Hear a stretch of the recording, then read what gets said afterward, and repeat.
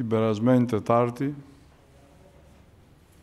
σεβαστοί μου πατέρες και αγαπημένοι αδελφοί μου, αναφερθήκαμε με λίγα λόγια και φτωχά στη ζωή και το έργο των τριών μεγάλων ιεραρχών μας, Βασιλείου του Μεγάλου, Γρηγορίου του Θεολόγου και Ιωάννου του Χρυσοστόμου. Μείναμε σε κάποιο σημείο και υποσχεθήκαμε στην αγάπη σας πως θα συνεχίσουμε και σήμερα με λίγα ψελίσματα. Τι άλλο μπορούμε εμείς να πούμε ενώπιον των τριών πανσόφων διδασκάλων, πάλι για τη ζωή και το έργο τους, για να πάρουμε κι εμείς μια δύναμη και την ευλογία τους και τη χάρη του Θεού και να αισιοδοξήσουμε και να δούμε άσπρη μέρα. Οι Άγιοι αγάπησαν το Θεό μας, τον Ιησού Χριστό και Κύριό μας, όσο τίποτε άλλο. Εξ όλης της ψυχής και της καρδίας και της διανοίας και της ισχύως των. Και γέμισεν η ψυχή τους και βρήκαν την αιώνιο ζωή από τούτη την πλάση.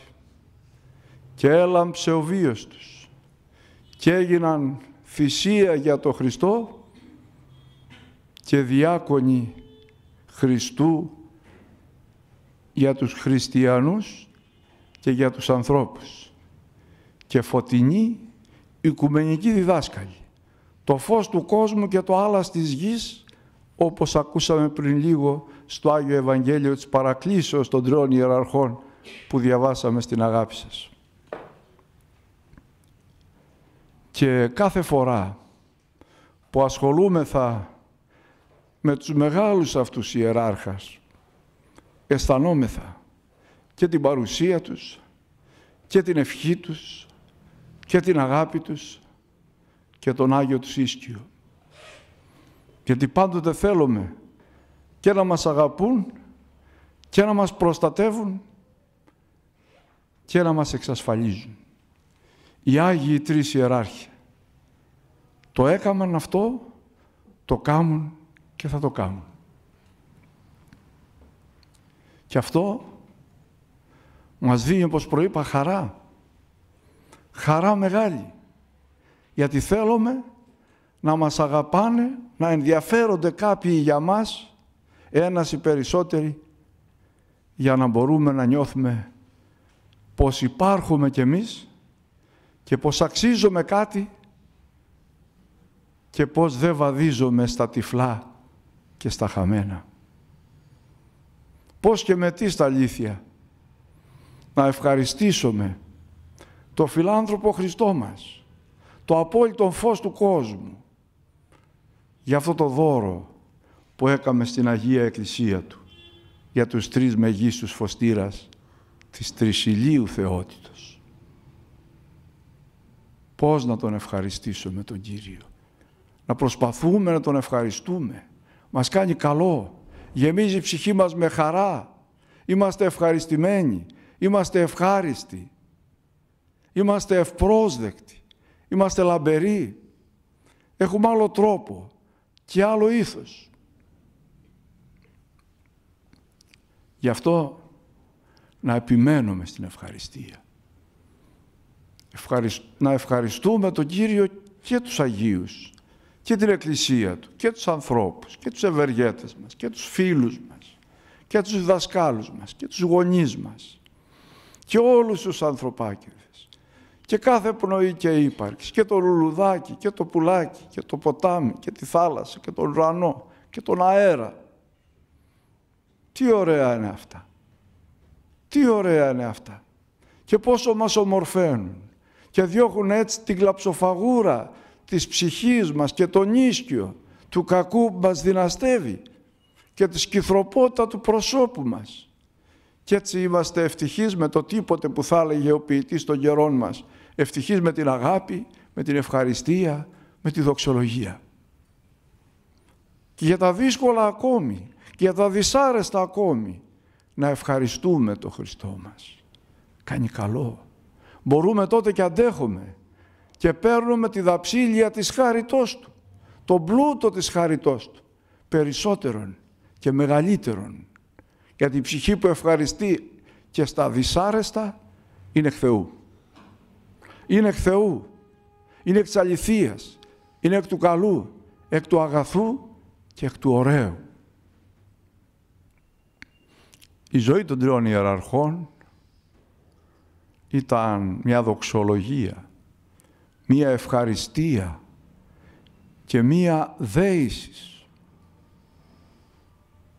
προς τον Κύριο του παντός, για την Εκκλησία Του, για τους πονεμένους,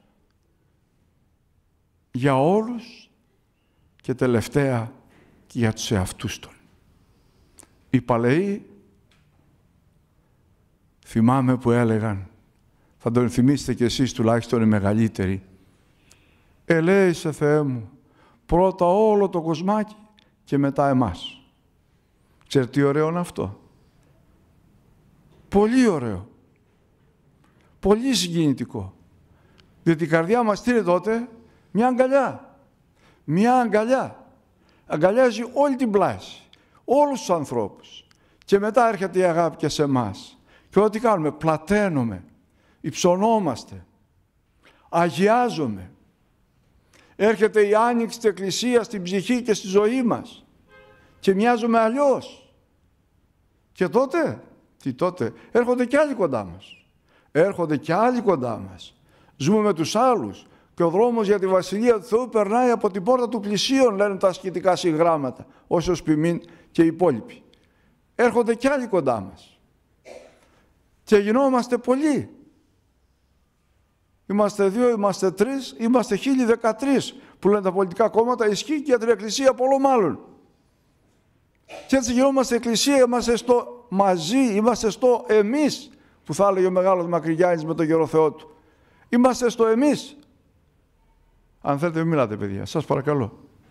Είμαστε στο εμείς. Και έτσι στην Εκκλησία δεν νιώθουμε ποτέ μόνοι. Δεν νιώθουμε ποτέ μόνοι. Έστω και ατυπικά μένουμε μόνοι. Έστω και ατυπικά είμαστε μόνοι, ουσιαστικά δεν είμαστε μόνοι. Είμαστε όλοι μαζί, ψυχικά και υπαρξιακά. Στη μέση ο Χριστός μας και γύρω εμείς.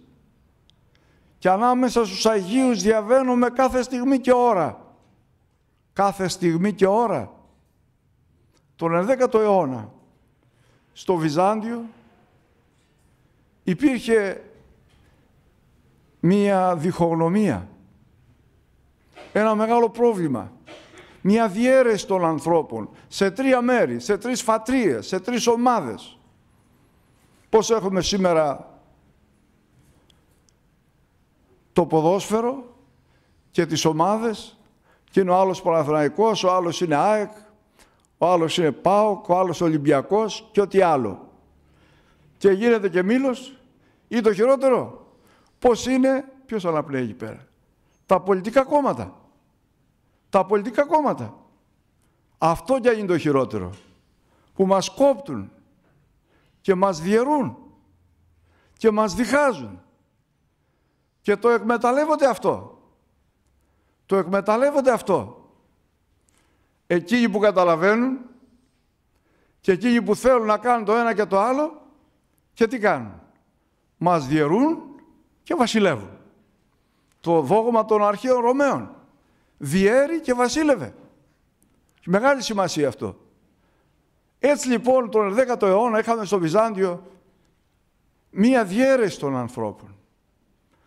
Και αφορμή και αιτία οι 3 ιεράρχοι, χωρίς αυτήν αυτήν αφού είχαν αναχωρήσει για την άλλη πλάση προαιώνων. Τι έκαναν οι άνθρωποι? Χωρίστηκαν σε ομάδες. Και μία ομάδα έλεγε ανώτερος από τους άλλους 2 είναι Φερρυπίν ο Μέγας και Άγιος Βασίλειος, γιατί έχει εκείνο και εκείνο. Και ήταν αλήθεια όλα αυτά. Η άλλη ομάς, η πρώτα είναι Βασιλίτε, η άλλη Γρηγορείτε, η Γρηγοριάτε, έλεγε Μέγας είναι ο Άγιος Γρηγόριος. Είναι και ποιητής, ξέρει και γράμματα, είναι και αισθηματίας, είναι και τόνα, είναι και τ' άλλο. Και είναι ο μεγαλύτερος ποιητής όχι μόνο της Εκκλησίας, αλλά και της οικουμένης. Και είναι αλήθεια αυτό. Δεν έχουμε διαβάσει ποιήματά του περισσότερο να δούμε. Λοιπόν, και υπεραμείνοντο του Αγίου Γρηγορίου. Έρχονται τώρα οι άλλοι και υποστηρίζουν τον Άγιο Ιωάννη τον Χρυσόστομο, Ιωαννίτε. Και λένε αυτός είναι ρήτορας, αυτός είναι γενναίος, αυτός τα έβαλε με τους αυτοκράτορες, αυτός τα έβαλε με τους γότους, αυτός έκανε το ένα, αυτός έκανε το άλλο, αυτός έδωσε ψωμί και πάλι αλήθεια αυτά. Και άντε τώρα να βρεις άκρη. Και έφτανα στα άκρα, αφού θυμήθηκα την άκρη.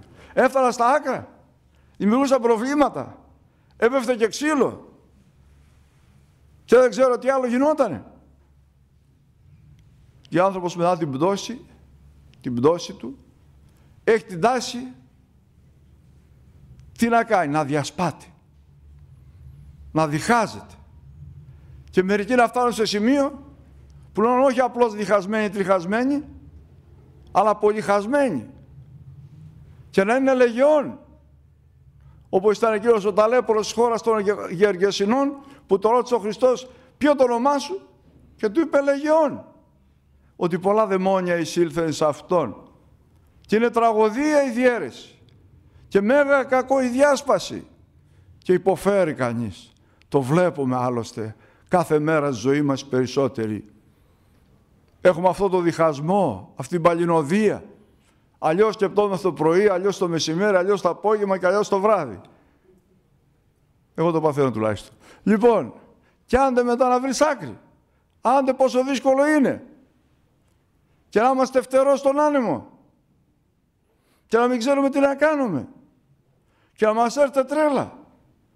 Και να μας καταλαμβάνει δυσκολία. Και να πηγαίνουμε και στους γιατρούς. Και πολλές φορές οι καημένοι εκείνοι τι να μας πούν. Διαπιστώνουν τα κομμάτια μας. Τους διχασμούς μας. Μας επισημαίνουν, αφού μας βάλουν όλα πολύ και τα λέμε όλα. Βοηθάνε και αυτοί, εγώ δεν ξέρω, δεν κρίνω κανέναν. Αλλά το θέμα είναι ποιος θα ενώσει τα κομμάτια μας. Ποιος θα ενώσει την ύπαρξή μας τη διαιρεμένη. Μόνο ο Κύριος και η χάρη Του μας ενώνει και μας θεραπεύει και μας γιατρεύει κάθε φορά και με όλους τους τρόπους. Και με την εξομολόγηση, και με τη Θεία Ευχαριστία, και με την προσευχή, και με τα πάντα.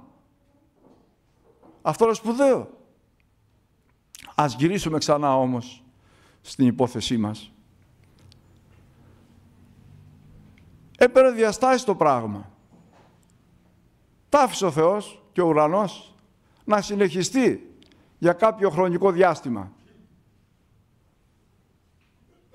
Έφτασαν όμως τα πράγματα σε επικίνδυνη φάση. Και κινδύνευε να τριχαστεί όχι μόνο η βασιλεύουσα, αλλά και η αυτοκρατορία. Να χωριστεί στα τρία.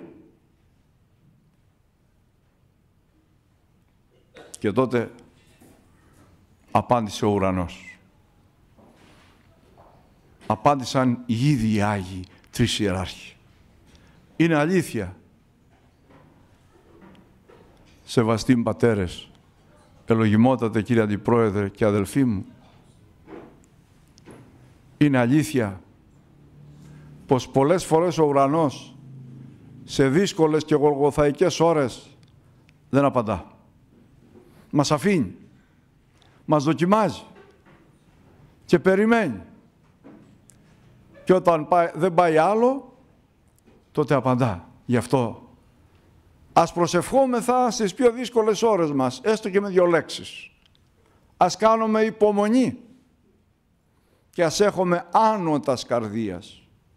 Και τώρα με τη δύσκολη φάση που περνάει η πατρίδα μας, τι άλλο να κάνει κανείς? Πείτε με εσείς τι να κάνει, που δεν γνωρίζει ο σκύλος τον αφέντη του, που είναι τόσο δύσκολα τα πράγματα όσο ποτέ άλλοτε. Τι να κάνουμε? Μήπως ξέρουμε τι να κάνουμε? Μπορούμε όμως να κάνουμε ένα πράγμα. Να γονατίσουμε και να προσευχηθούμε.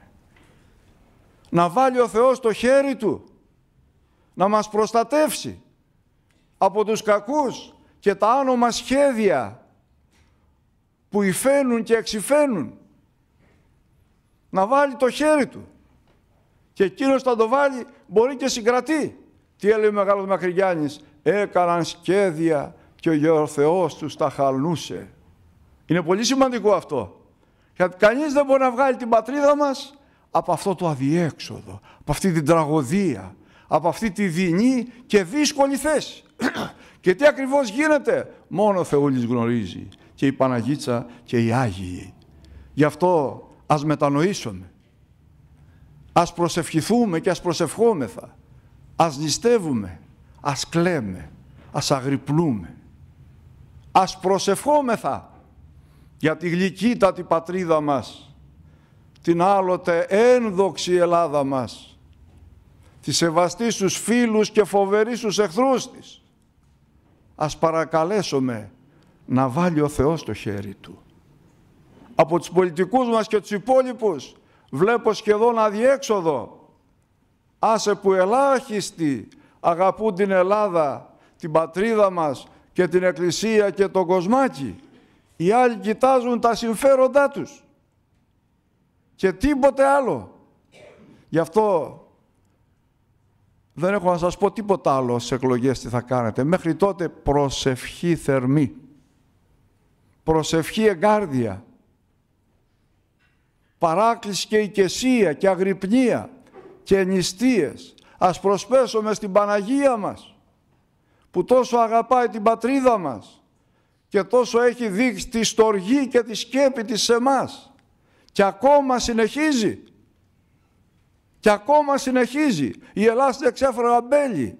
Σύνορα δεν υπάρχουν. Ποιος μας φυλάει? Ο Χριστός και η Παναγιά, ο Αρχάγγελος Μιχαήλ και οι Άγιοι και τα πνεύματα και οι ψυχές των ηρώων και των μαρτύρων. Όλων εκείνων που έπεσαν υπερπίστεως και πατρίδος και όλων εκείνων που πέθαναν για του Χριστού την πίστη, την Αγία και της πατρίδος την ελευθερία.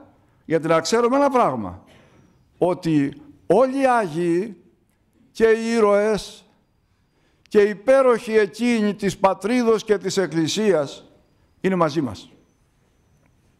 Από την άλλη πλάση, αλλά και εδώ ερχόμενοι μας νοιάζονται, μας προστατεύουν, μας παρακολουθούν και μας σκεπάζουν και παρακαλούν με πύρνα δάκρυα τη Θεία Φιλανθρωπία και Καλοσύνη να μας βοηθήσει, να μας ελεήσει, να σώσει για μια ακόμη φορά την ελληνοορθόδοξη πατρίδα μας, την υπέροχη Ελλάδα που εστάθηκε στο διάβα των αιώνων το φως του κόσμου.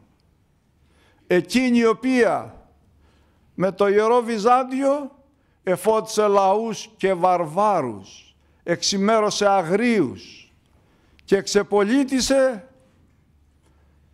τους φοβερούς εχθρούς της. Και έκαμε τόσα και τόσα καλά. Και σήμερα την έχουν στημένη στη γλυκύτατη πατρίδα μας. Και από χίλιες μεριές την πολεμάνε και θέλουν ή δυνατόν να την εξαφανίσουν. Τους πάει πολύ που είμαστε Έλληνες Ορθόδοξοι, τους πάει πολύ το ένα και το άλλο καλό μας και θέλουν λοιπόν να μας διώξουν, να μας εξαφανίσουν. Αλλά η Ελλάδα δεν είναι εκείνων των εχθρών της. Η Ελλάδα είναι του Ιησού Χριστού, της Υπεραγίας Θεοτόκου, των Αγίων και των Μαρτύρων, των ηρώων, των δασκάλων και ευεργετών του έθνους και γένους ημών, όλων εκείνων των μικρών και των μεγάλων που αγωνίστηκαν για αυτόν τον τόπο και άφησαν τα κοκαλά τους στα βουνά και στα φαράγγια, στις ερημιές και στις θάλασσες, σε φυλακές και εξορίες και οπουδήποτε. Έχει χυθεί πολύ αίμα και έχει ξοδευτεί πολύ πνεύμα, όπως θα έλεγε ο μακαριστός ποιητής Νικηφόρος Βρετάκος, για τούτο τον τόπο, για τούτο το αλωνάκι, για την πατρίδα μας την Ελλάδα, που και θα λέγαμε το Σολομό πως δεν είδαν τα μάτια μας τόπων ενδοξότερων από τούτο το αλωνάκι, από τούτο το αλωνάκι. Και το αλωνάκι αυτό βρίσκεται σήμερα, όπως είπα και πριν, σε δεινή, δεινότατη θέση.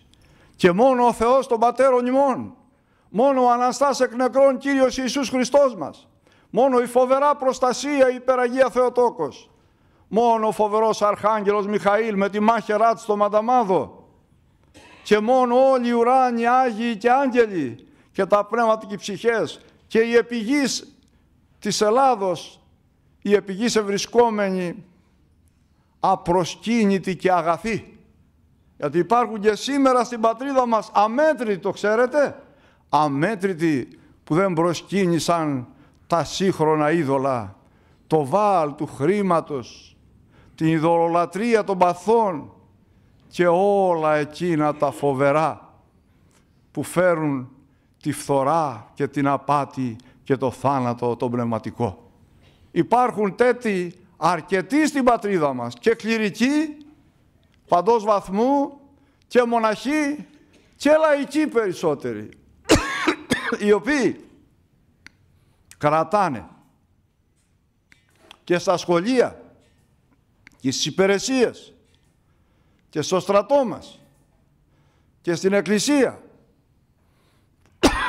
και στην αγροτιά και στους σοπάνιδες και σε όλα τα άκρα, τα μήκη και πλάτη της πατρίδος μας κρατάνε θερμοπύλες. Αγαπάνε τον Χριστό και τον λατρεύουν και αγαπάνε την Ελλάδα και συγκινούνται. Και συγκινούνται. Και από αυτούς στεκόμαστε και οι υπόλοιποι καθώς και από τα αθώα βρέφη. Κάποιο βράδυ ένας ένθεος είδε ένα όνειρο θεϊκό. Είδε το Χριστό μας να είναι παραπονεμένος και να κλαίει για τους ορθόδοξους Έλληνες, να κλαίει για την πατρίδα μας, να κλαίει για τις δυσκολίες μας, για τις αμαρτίες μας και για όλα τα αρνητικά μας. Και να είναι έτοιμος να διατάξει καταστροφή ή καλύτερα παιδαγωγία για την πατρίδα μας. Και βλέπει τότε ο δικός μας άνθρωπος να φτάνει κοντά του γρήγορα η Παναγιά, ασθμένουσα και κατάκοπη, γιατί γυρίζει την πατρίδα μας και την οικουμένη και πάντων προστατεύει. Και να του λέει, μη Κύριε, μη φιλάνθρωπε Ιε και Θεέ μου, μην κάνεις αυτό, μην τιμωρείς τους ανθρώπους, μην τους παιδαγωγείς, έχεις όλα τα δίκαια, αλλά κράτα λίγο. Γίνε λίγο ακόμη φιλάνθρωπος και σπλαχνικός, λυπήσου τους και αν δεν λυπάς αυτούς, λυπήσου τους λίγους που κρατάνε το Ευαγγέλιο και έχουν αμόλευτη την ψυχή τους και τιμούν το όνομά σου και δοξάζουν τη χάρη σου. Και αν δεν σου φτάνει αυτό, λυπήσου τότε τα αθώα βρέφη. Έστω και τα λίγα που υπάρχουν στην πατρίδα μας, λυπήσου τα αθώα βρέφη. Λυπήσου τα αθώα βρέφη και κάνε έλεος. Και ξύπνησε ο ανθρωπός μας και έκλαιγε από συγκίνηση και από χαρά και από κατάπληξη. Έτσι κάπως γίνεται και έτσι κάπως είναι. Ο φιλάνθρωπος Χριστός μας στενοχωριέται με μας. Αν θέλετε μην μιλάτε κυρίες μου. Στενοχωριέται με μας. Με όλα τα όσα κάνουμε, οι περισσότεροι τουλάχιστον, με όλα τα κακά και υποφέρει και τον φέρνουμε σε δύσκολη θέση. Κι άλλοτε δακρύζουν οι εικόνες του, κι άλλοτε ματώνουν, κι άλλοτε σύεται και η γη. Τι είναι αυτό? Ενδιαφέρον εκ μέρους του Κυρίου. Ενδιαφέρον. Αλλά θα επιστρέψω γιατί περνάει η ώρα στη διήγησή μας. Όταν έφτασε λοιπόν στο αποκορύφωμα αυτή η διένεξη και αυτή η διαίρεση στους Βυζαντινούς μας προγόνους, επενέβη ο ουρανός. Υπήρχε στην Κωνσταντινούπολη ένας σοφός και μέγας ιεράρχης, ο Άγιος Ιωάννης Ευχαΐτων. δεινός ελληνιστής, ανάστημα μέγα αρετής και σοφίας. Και τι έκανε ο Άγιος? Είχε πάρα πολύ στενοχωρηθεί. Έκλαιε και παρακαλούσε και τον Χριστό μας και την Παναγία και τους τρεις ιεράρχας, τους ιδίους.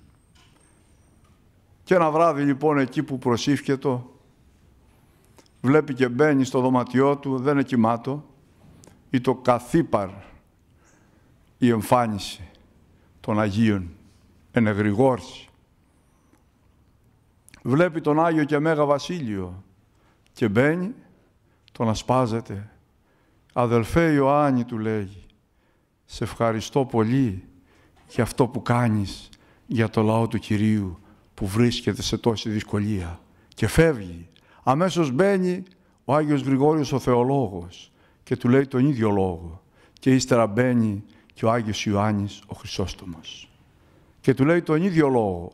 Έλαμψε ο τόπος και ευωδίασε το δωμάτιο του ιεράρχου Ιωάννου, του μετατάφτα Αγίου Ιωάννου Ευχαΐτων, 5 Οκτωβρίου γιορτάζει. Και μετά από λίγο παρουσιάζονται και οι τρεις. Και ο ένας έλεγε το όνομα του άλλου. Στάθηκαν μπροστά του, τον κοίταξαν με αγάπη. Συγκινήθηκε, συγκλονίστηκε, αγαλίασε η ψυχή του. Και του λένε, εμείς οι τρεις είμαστε ένα. Και ποτέ δεν μαλώνουμε μεταξύ μας ποιος είναι ανώτερος και ποιος δεν είναι. Αυτό είναι κακό και σατανικό που κάνετε. Δεν είναι δικό μας, το θέλουμε εμείς. Εμείς ελάμψαμε ο καθένας στην εποχή του και στην περιοχή του και με τη χάρη του Θεού που λάβαμε βοηθήσαμε τους ανθρώπους κατά τον καλύτερο τρόπο. Είμαστε λοιπόν το ίδιο και σε παρακαλώ να πας στην εκκλησία το πρωί που θα φέξει και να καλέσεις και τον κλήρο και το λαό και τους υπόλοιπους και να τους πεις αυτό που είπαμε. Και ακόμη να καθορίσεις και μια γιορτή κοινής μνήμης μας που να εορτάζουμε και οι τρεις μαζί για να είναι εορτή ενότητος και να μπορέσετε έτσι και με τις δικές μας προσευχές και με τη χάρη του Θεού να ελευθερωθείτε από αυτή τη μανία και από αυτό τον πειρασμό. Και στη συνέχεια αναχώρησαν, λέγοντας ο ένας το όνομα του άλλου και λέγοντας πως είναι και οι τρεις το ίδιο. Το ίδιο. Ο Μητροπολίτης Ιωάννης ευχαριστήθηκε τα μέγιστα. Τον υπόλοιπο χρόνο της νυκτός δοξολογούσε πια και ευχαριστούσε το φιλάνθρωπο Χριστό και τους Αγίους Ιεράρχας του που έδωσαν λύση στο μεγάλο αυτό πρόβλημα και στη μεγάλη αυτή δυσκολία. Γιατί ο διάβολος πολλές φορές μας πιάνει και εκ δεξιών. Μας αρχίζει από το καλό. Μετασχηματίζεται δε και σε άγγελον φωτός και μπορεί να μας δημιουργήσει μεγάλα προβλήματα από το τίποτα και από κάτι πολύ απλό. Ξημέρωσε η μέρα του Θεού και τους κάλεσε στην εκκλησία ο Ιωάννης Ευχαΐτων και τους είπε αυτά που του είπαν οι ιεράρχοι. Και έκαναν όλοι μια δοξολογία και μια ευχαριστία στο Θεό, ενώθηκαν, αγκαλιάστηκαν, φιλήθηκαν, συγκινήθηκαν, έκλαψαν και ευχαρίστησαν τους τρεις ιεράρχες που έδωσαν εκείνη λύση.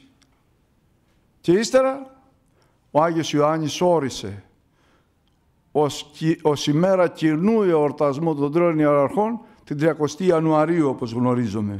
Γιατί μέσα στο μήνα Ιανουάριο γιορτάζουν και οι τρεις. 1η Ιανουαρίου ο Μέγας και Άγιος Βασίλειος, 25 Ιανουαρίου ο Θείος Γρηγόριος ο Θεολόγος και Αναζαρζινός και 27 Ιανουαρίου ο Άγιος Ιωάννης ο Χρυσόστομος. Σε έβαλε λοιπόν να εορτάζουν από κοινού στις 30 Ιανουαρίου, που είναι και 3 τέλειες δεκάδες. Και συνάμα καθώς εκείνος ήτο και ποιητής ύμνων, ήτο υμνογράφος, δεινός και χαριέστατος, συνέθεσε εν πολλής και την ακολουθία των τριών μεγάλων ιεραρχών και οικουμενικών διδασκάλων, η οποία διαβάζεται κάθε χρόνο στις 30 Ιανουαρίου στη γενή τους μνήμη. Και από τότε είχαν οι Βυζαντινοί μας πρόγονοι τους τρεις ιεράρχας και προστάτας της παιδείας και των γραμμάτων ατύπως, χωρίς διάταγμα και χωρίς απόφαση, δηλαδή αυτοκρατορική. Και τους τιμούσαν και τους αγαπούσαν και ενεπνέοντο από τον θεάρεστο βίο τους και από τα υπέροχα έργα τους και από τα ουράνια γραφτά τους. Και τους είχαν καμάρι και κορώνα στο κεφάλι τους. Και όταν μετά, για λόγους που η Θεία Πρόνοια γνωρίζει και κατά ανεξιχνιάς τους βουλάς αυτής, όταν μπήκαμε στην τουρκοκρατία, στις πηχτής σκλαβιάς, το χειροπιαστό σκοτάδι, τότε οι τρεις ιεράρχε, μαζί με τον Χριστό βέβαια και την Παναγιά και τους Αγίους, όλους μας βοηθούσαν. Και ήταν η μνήμη τους εθνική εορτή για τους Έλληνας. Γιατί τότε μπορούσαν τα Ελληνόπουλα να πάνε στην εκκλησία έχοντας σημαία, τι λέτε, την εικόνα των τριών ιεραρχών. Βασιλείου του Μεγάλου, Γρηγορίου του Θεολόγου και Ιωάννου του Χρυσοστόμου, να λέμε και τα ονόματά τους, γιατί αγιάζεται και η ψυχή μας και τα αυτιά μας και ο αέρας στο άκουσμα των ονομάτων τους. Και τα σκλαβόπουλα λοιπόν είχαν προστάτας τους τρεις ιεράρχας και βοήθησαν και εκείνοι τα μέγιστα στο να μαθαίνουν τα παιδάκια γράμματα και προπαντός στο να μπορέσουμε να υπάρξουμε εθνικός και ορθοδόξος. Και μέσα στη σκλαβιά, στο σκοτάδι, διασωθήκαμε ένεκα της Εκκλησίας της Ορθοδόξου. Σώσαμε δηλαδή και τη φύτρα μας, τη φυλή μας, που σήμερα πάμε να εξαφανίσουμε και τους αφήνουμε και μας τα παίρνουν όλα, που θα έπρεπε όλοι οι Έλληνες να έχουμε επαναστατήσει. Όλοι οι Έλληνες θα έπρεπε να έχουμε ξεσηκωθεί. Τι να κάνουμε, δεν ξέρω τι να κάνουμε. Δεν ξέρω τι να κάνουμε. Εκείνο που ξέρω και βλέπω, όπως και εσείς διαπιστώνετε με τα θλίψεως, είναι ότι χανόμαστε και δυσκολευόμαστε. Αλλά πιστεύω ότι και για μια ακόμη φορά και για άλλες στο μέλλον δεν θα μας εγκαταλείψει ο φιλάνθρωπος Χριστός μας. Όχι. Θα μας σκεπάσει, θα μας φρουρήσει, θα μας αφυπνίσει. Θα βγουν νέοι ήρωες και νεομάρτυρες και οι δάσκαλοι του γένους και το ένα και τ' άλλο. Τόσα θαυμαστά και τόσα μεγάλα. Γι' αυτό ας έχουμε εμπιστοσύνη στο φιλάνθρωπο Χριστό και στη φοβερά προστασία στην Παναγία μας και στους τρεις ιεράρχες και σε όλους τους Αγίους. Ας διαβάζουμε τους βίους των Αγίων Ιεραρχών, όπως και των άλλων Αγίων. Ας διαβάζουμε τα ιερά τους γράμματα. Είναι θεόπνευστα, είναι ουράνια. Οι τρεις ιεράρχε ανέβασαν και τελειοποίησαν και εξύψωσαν την ελληνική γλώσσα. Τη γλώσσα του Ευαγγελίου, τη γλώσσα του Αγίου Πνεύματος, τη γλώσσα του Θεού, τη γλώσσα της Εκκλησίας. Την τελειοποίησαν, την εξαγίασαν, την έκαμαν ουράνια. Γι' αυτό και ξένοι, μη Έλληνες δηλαδή Ορθόδοξοι, αλλά και άλλων δογμάτων και θρησκειών άνθρωποι, τι κάνουν? Θαυμάζουν τους τρεις ιεράρχας και προπαντός τους μελετούν. Τους μελετούν. Μου έλεγε κάποιος που σπούδαζε στην Αγγλία την ψυχολογία του πελάτη, ερχόταν κάθε φορά ένας δάσκαλος του μαθήματος αυτού, κρατώντας πάντοτε 2 τόμους στα χέρια του βιβλίου, και ρωτούσε, τουλάχιστον στην αρχή, ποιοι από εσάς είστε Έλληνες? Και σήκωσαν 2 το χέρι. Είστε Έλληνες και έρχεστε εδώ σε εμάς που δεν ξέρουμε τίποτα ή ελάχιστα γνωρίζουμε, για να μάθετε αυτά τα οποία θέλετε να μάθετε, τη στιγμή που εσείς έχετε αυτόν τον παλικαρά και σήκωσε τους τόμους, αυτόν τον σοφό, αυτόν τον μεγάλο? Και ρώτησαν εκείνοι, ποιος είναι? Και είχε τα άπαντα του Αγίου και Μεγάλου Βασιλείου. Τα άπαντα του Αγίου και Μεγάλου Βασιλείου. Και ανοίγοντας τυχαία, διάβασα ένα κομμάτι, ήξερε καλά τα ελληνικά, και δει τα αρχαία ελληνικά, και δει τα δύσκολα ελληνικά του Μεγάλου Βασιλείου που έχει Θουκυδίδιον ύφος και όχι μόνο,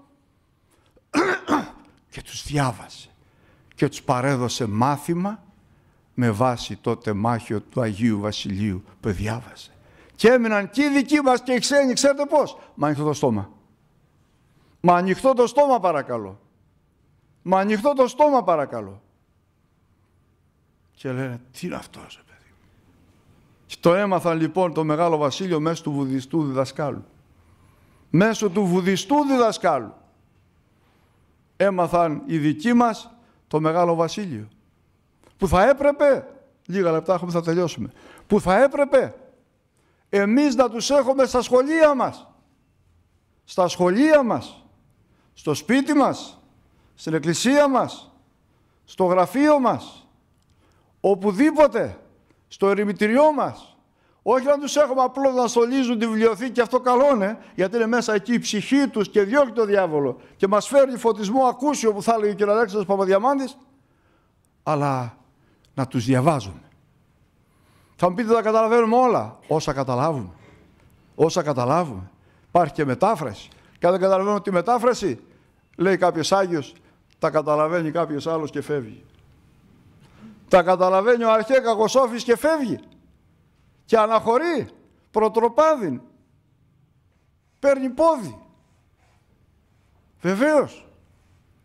Γιατί αν διαβάζουμε τα συγγράμματα των Αγίων, τους βίους και τη ζωή τους, το Ιερό Ευαγγέλιο προπαντός και τους ύμνους της Εκκλησίας, είμαστε κοντά στο Θεό, κοντά στην Παναγία, κοντά στους Αγίους και μέσα στον πνευματικό παράδεισο της Εκκλησίας μας. Είμαστε εκεί. Αλλά τι είναι αυτό που μας ταλαιπωρεί? Η αμέλεια και αραθυμία. Λέει ο Άγιος Σιμεών, ο νέος θεολόγος, όταν ο Κύριος κατά Δευτέρα Παρουσία θα ανοίξει το βιβλίο του καθενός μας, το βιβλίο της ζωής μας, θα βρεις περισσότερες σελίδες μία λέξη. Ποια λέξη? Αμέλεια. Αμέλεια. Και λέει ο Μέγας Βασίλειος, τη επιμελία, με την επιμέλεια δηλαδή, πάντα δούλα γίγνεται. Τη δαμελία, πάντα χαλεπά φαίνεται. Με την επιμέλεια τα νικά όλα και τα δαμάζει κανείς. Ενώ με την αμέλεια είναι όλα δύσκολα και τίποτα δεν προχωράει. Και τα γράμματα είναι στο χαρτί και ο νους μας στη βλακεία. Βεβαίως. Κάποια κάλαντα, τα παροδώ λίγο, τα παραφράζω. Λοιπόν, βεβαίως. Έτσι είναι. Οι τρεις ιεράρχοι λοιπόν. Το έτος 1843-44, το ακαδημαϊκό έτος, με διάταγμα της πολιτείας και απόφαση των Βρετανικών αρχών, έγιναν πια επισήμως, καθιερώθηκαν ως προστάτε των ελληνικών ορθοδόξων γραμμάτων και γενικότερα των ελληνικών γραμμάτων. Των ελληνικών γραμμάτων. Και τους έχουμε, όπως είπα και στην αρχή, κορώνα στο κεφάλι μας. Ο απλός λαός μας τους αγαπά, τους θαυμάζει, έχουμε πείρα όλοι, τους επικαλείται, τον επισκέπτονται, θαυματουργούν επάνω του, τον φωτίζουν και πόσους λέει, όπως είπαμε και προχθές στο ραδιόφωνο, πόσους λέει άρχοντες, οι τρεις άρχοντες. Και στη Λαμία, κύριε καθηγητά, Και αλλού οι αρχοντούλες και οι αρχοντάκηδες εορτάζουν των τριών ιεραρχών. Εορτάζουν στη μνήμη των τριών αυτών αρχόντων. Και όντως είναι άρχοντες και ιεράρχοντες και ιεράρχες και πατέρες και διδάσκαλοι και επιμένες και ιατροί και τα πάντα. Και έλεγε κάποιος σοφός και Άγιος κληρικός του περασμένου αιώνος το εξής, ότι εάν δεν υπήρχαν οι τρεις ιεράρχες και αν δεν έκαναν το μέγα έργο το οποίο πραγματοποίησαν, θα έπρεπε να ξανακατεβεί ο Χριστός στη γη, να αρχίσει από την αρχή. Γι' αυτό ο Άγιος Ιωάννης Ευχαΐτων, στον Εσπερινό, στη Χειρά Εσπέρια, πώς ονομάζει τους τρεις ιεράρχες? Τους λέει ότι είναι οι μετά τους 12 Απόστολοι. Έχουμε 15 Αποστόλους. 15 Αποστόλους. 12 του Χριστού και 3 οι μεγάλοι φωστήρες. Βασίλειος ο Μέγας, Γρηγόριος ο Θεολόγος και Ιωάννης ο Χρυσόστομος. Και θα κλείσω με το όραμα μιας γιαγιάς στα μέρη μας,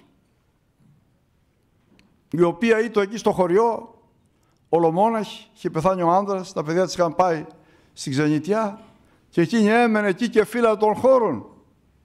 Προσευχόταν, άναβε τα καντιλάκια και ζούσε με το Θεό και τους Αγίους και με τις αγαθές μνήμες των απειχωμένων δικών της, των πεθαμένων της. Και μια μέρα, εκεί που ήταν και προσευχότανε και μαγείρευε μαζί, χτύπησε η πόρτα. Και μπαίνουν μέσα 3 άρχοντες, οι 3 ιεράρχες. Την ευλόγησαν, την ευχαρίστησαν, γέμισε εκείνη αγαλίες και φροσύνη και λέει κοπιάστε. Παπουλάκηδες που είναι στα χωριά, αφού τους φίλησε χέρια και πόδια, κοπιάστε και καθίστε, να πάρτε κάτι, να σας φιλέψω. Τι καλό τον αυτό για μένα να με επισκεφθείτε. Πώς σας ευχαριστώ.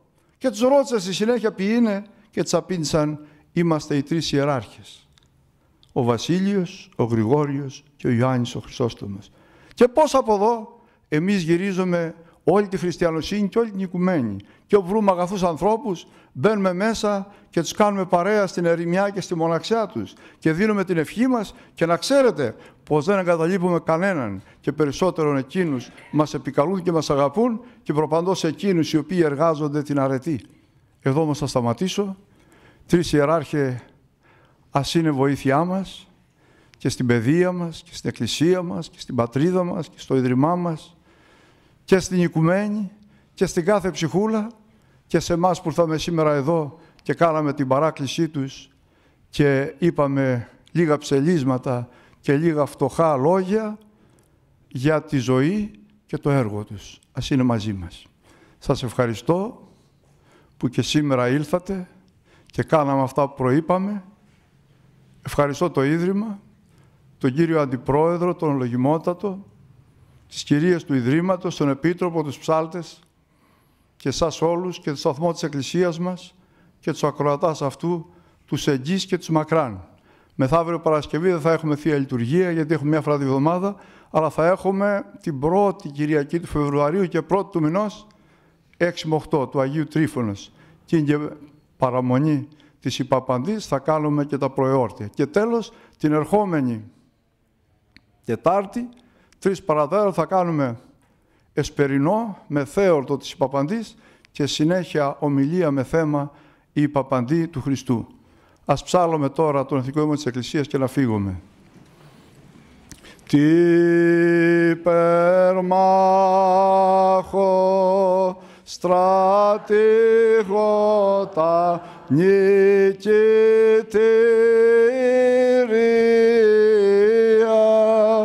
ως λυτρωθήσα των δεινών ευχαριστήρια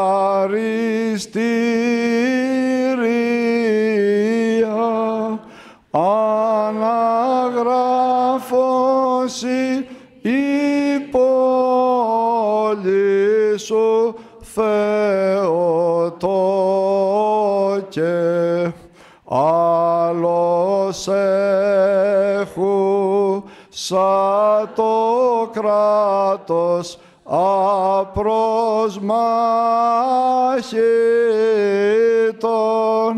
εκ παντίον με κινδύνων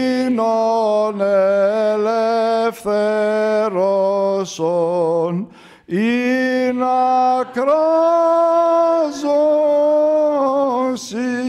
χερενύμφη ανήμφευτε. Και πάλι σας ευχαριστώ, οι τρεις ιεράρχοι, βοήθειά μας. Καλή σας νύχτα και καλή αντάμωση την επόμενη φορά.